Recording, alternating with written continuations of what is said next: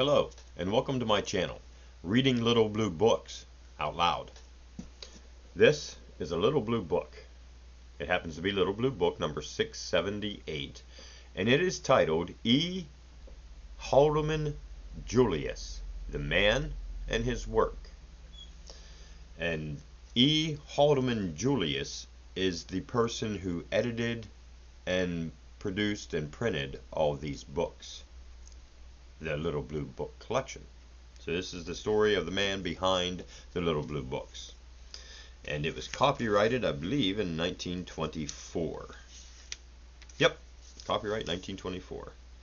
And we also have a picture of E. Haldeman Julius, and I may be pronouncing that wrong. It may be Haldeman, but we're going to pronounce it Haldeman. And there is the man himself, E. Haldeman Julius. And already, E. Haldeman Julius, the man and his work. Wherever I go, I find a great deal of curiosity, to give it the simplest name, about E. Haldeman Julius, about the man and about his work. And this curiosity would be a sufficient and respectable motive for this sketch if I should do nothing more than picture Haldeman Julius in his familiar environment and describe superficially his method of work.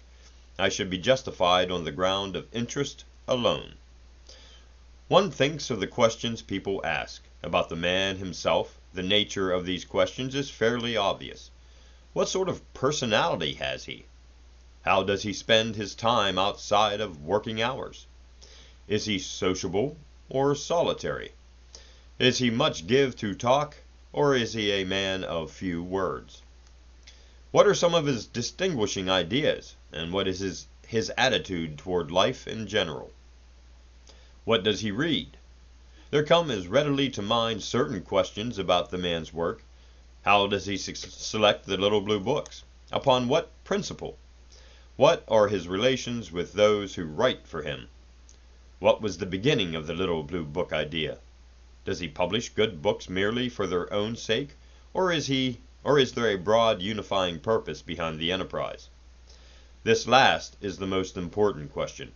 It is the real motive and justification of this sketch, giving it a significance beyond the mere interest of a human and objective picture. Indeed, if it were not for this, there would be slight excuse for writing about Haldeman Julius. Were he an ordinary publisher, a producer of books and nothing else, even though these books should be of a consistently high quality, he would hardly be an important figure to the public. The interest that makes this sketch possible in the first instance would not exist. He would be only one of a number of publishers, and the publications of books is far from being a novelty, it having been observed so long ago as the time of King Solomon, that there was no end to the business. Haldeman Julius is the one publisher in America who emerges individually from vast, impersonal book market to excite a general inquiry. This, I invite you to consider. It's an extraordinary fact. Perhaps you will say it means simply that Haldeman Julius has made literature popular. Even so, it is not extraordinary. It is not a striking fact, a phenomenon worthy of special note, that a great multitude of people, far and wide, high and low, have become eager readers of the best books, that classics which have been the obscure, neglected work of lonely spirits, the private delight of scholars, are now pursued lovingly by the average literate American. That indeed a quite considerable host of new readers have been shown into the treasure house of literature, opening with fresh and wondering minds the pages of the masters, and finally that the whole past of mankind is being newly revealed by the contemporary writers of little books on science, history, and biography. This popularity, however, is not simply a piece of accidental good fortune. One of these unforeseen successes that sometimes happens to individual books, it is the triumph of a definite idea, the fruit of a deliberately and extensively conceived policy. This is a movement, if you please, and not merely a literary movement, but one of wide and deep culture, which has for its object the bringing of knowledge from the recesses of library and school, and the setting up of knowledge in the midst of the active life of men. It is not the popularization of knowledge, in the commonly understood sense of the mere outlines of things written down to the masses. It is better called the making of knowledge popular, real, intimate, effective, connection with the open air of human nature, in the happy phrase of William James. This it is that people sense in the work of Haldeman Julius, and this it is that explains why Haldeman Julius is an outstanding publisher, why he has seized the public imagination in a way that would hardly be possible to any pure and simple publishing enterprise, however novel or tremendous.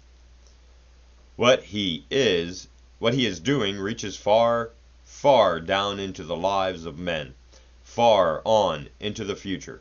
The little blue books come, not as single spies, but in battalions. They are not a scattered host, but an army marching in perfect step as a solid, gently directed force. So it is that this sketch, while it is full of personal talk about Haldeman Julius and wanders freely in many places, is essentially the statement of a literary and educational policy, and a study of the possibilities of popular culture.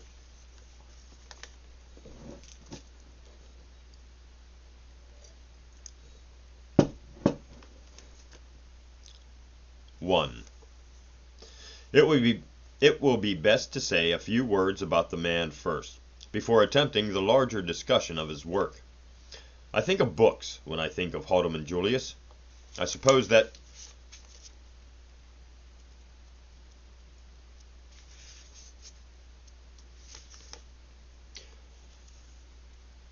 Sorry, I'm missing a page, I believe.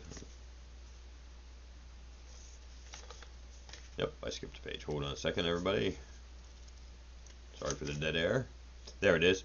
I suppose that 9/10 of the sum of all our conversations, if such a reckoning could be had, would be found to have been on the subject of books in general, books in particular, and on subjects very closely related to books. This is not to say that Haldeman Julius is the sort of fellow who can be described as bookish, in the unflattering sense, as one who is apart from life and who gets life only at second hand through the pages of a book. He follows the rule of the wise Goethe. Two looks at life, one look in a book. Too many persons take only one look at life, never afterwards bothering to revise their first hasty impression, and not a single look in a book. There are other things which go to prove that Haldeman Julius is not narrowly and exclusively a man of books. He spent a number of years as a newspaper reporter in several large cities, New York City, Chicago, Milwaukee, Los Angeles, and this is an experience of sharp, realistic flavor.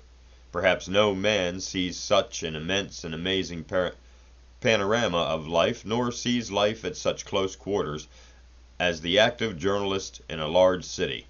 Some of the best of this newspaper experience may be found in Haldeman Julius's book of sketches and stories. The Color of Life, whimsical, ironic, tragic, and pathetic glimpses at the kaleidoscope daily sense. The reading of this book will convince anyone that Haldeman Julius has spent much time outside of libraries. There is that remarkable novel, joint product of the pens of Haldeman Julius and Mrs. Haldeman Julius, a grim story with a grim title. Dust. Such a story as Dust could not have been written save by persons who have studied life with an intense, clear gaze. Of books, however, Haldeman Julius is ever to talk, and it is literature which is his supreme interest in life. So, you see, he has the most excellent trait that a publisher can have, and one that is often sadly missing: the love of good books, and, it should be added, a sound and discriminating yet liberal taste in books. Haldeman Julius has never been susceptible to the strange lure of fads. He has always felt keenly and humorously the difference between the sublime and the ridiculous. I recall the interesting page that he wrote when he was Sunday editor of the New York Call, a page that one always turned to first, because there was in it a genuine breath of personality. That was 10 years ago, and already Julius had attained the vantage ground of a sensible, humane, wittingly precocious conception of literature and life. He knew not only the difference between art and artifice, but the difference between art and chaos. That which was mere sound and fury, mere frills and froth, never deceived his alert, critical intelligence. He realized that the essentially expressionless writer would better leave the essentially inexpressible alone. New movements in literature and thought, the modern efforts to revalue life in an age of rapid and formidable change, were then in the full flush of their brave beginnings, and to these things Haldeman Julius was selectively receptive. He did not fail to recognize the authentic note, while detecting the false gesture. Thus it was that Haldeman Julius, when he came to build his magnificent series of little books, could be thoroughly modern without being mundane, could accommodate the farthest reach of the human spirit to the deepest note of human truth. He was to erect a lofty structure, but he began with a strong foundation of values. Anyone who studies the present list of little blue books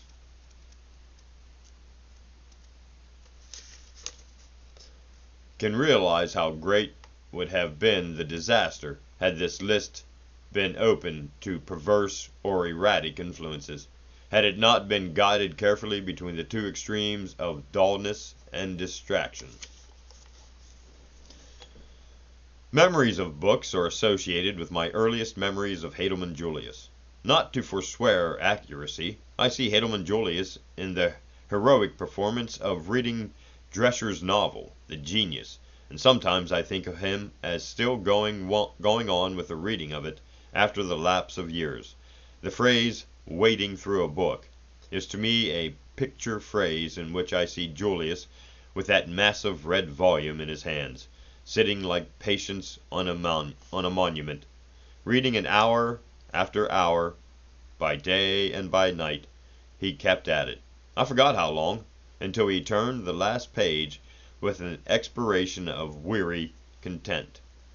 An ungainly and vigorous story, and I shall never cease to be grateful that Julius set me the example he did, for I, too, read the story, skipping not a line, and I still have the sense of its prodigious and harrowing life. Recently we were talking of Dreiser,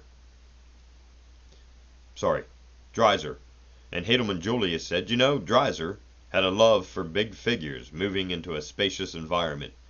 Eugene Whitla, Frank Cowperwood, Lester Kane, George Hurstwood, the picture of Hurstwood, the suave, ruddy, surly-placed man, lording it over his little world, is so real as Hurstwood." In telling the story of Cowperwood, Dreiser fairly reveals in an atmosphere of power and magnificence. He is drawn to great stories, tremendous, uncommon situations. Think what a story that is of the mad, headlong, grandly defiant affair of Whitla with Suzanne Dale in The Genius. What a contest of wills between Whitla and Miss Dale, with Whitla's inherent weakness leading him to fall. One can imagine how Cowperwood, the strong and dominating, unhampered by the artistic inability of Whitla, would have carried off such a situation. The liberality of Haldeman Julius' taste in literature has fidelity to the spirit of it. His grasp of essentials is revealed by his admiration for Dreiser, sensitive to all the shades of style, a lover of excellent writing. Haldeman Julius nevertheless brushes aside Dreiser's stylistic defects and goes to the heart of the man. He tells a great story. He makes his characters vividly and vigorously real. He has the true, creative feeling for life, and, in the presence of such strength, why cavil about a lack of grace? Balzac lacked a graceful style. Stevenson had it if ever a man did, and it is needless to ask who was the greater writer. Stevenson is charming, but Balzac is overwhelming. Style is delightful. It is even important, worthy of infinite pains indeed, but it is not absolutely indispensable. One may have style, and be a villainous writer. As to the length of Dreiser's novels, which reminds one of those indefatigable storytellers, Dickens and Thackeray, Julius thinks of the Titan as spanning a continent, with Cowperwood resembling the colossal figure of Gulliver in Lilliput. He read The Titan while en route from Los Angeles to New York City. He began the story as the train was pulling out of Los Angeles and finished it 5 days later as the train was pulling into New York City. Life is, of course, rather a slow reader. He is, of course, a rather slow reader, and a careful, retentive one. Once he gets hold of a thing, he seldom lets it go. But he has a discriminating memory. He is not one who has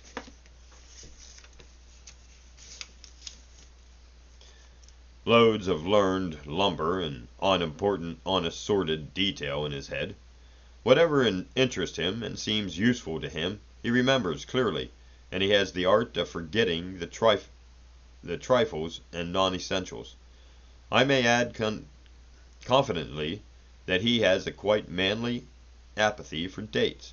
We have a deep fellow feeling on this score. For example, Haldeman Julius is very much interested in Dr. Johnson, his period and group. He knows that the pompous, irascible, lovable doctor lived in the 18th century. He can tell you all about the man's personality, his characteristic way of thinking, his views on many questions, his talk and writing, his habits and friends, and he can relate endless anecdotes about him. But I doubt if he could tell you a single precise date of Dr. Johnson's life. Unlike certain admirers of Dr. Johnson, Haldeman Julius does not attempt to minimize nor ridicule Boswell. He is grateful to the industrious, infinitely observant Scotchman for leaving such an amazing complete record of his hero, and he realizes that not a little of Dr. Johnson's fame is due to the unrivaled Boswellian portrait. He was an ideal biographer, was Boswell, submerging his own ego more than any man has ever done, missing not a word, not an act, not a feature of Dr. Johnson that was worth telling, devoting himself to this high task in the most humble spirit, to the exclusion of all other interest, although he has a sound admiration for Macaulay. Haldeman Julius points out that the latter was seriously at fault in failing to recognize Boswell's greatness, in trying to reduce the biographer's stature. It is a long leap from Dreiser and these older giants of literature to Bill Nye, not a giant he, but an absorbed and antic child.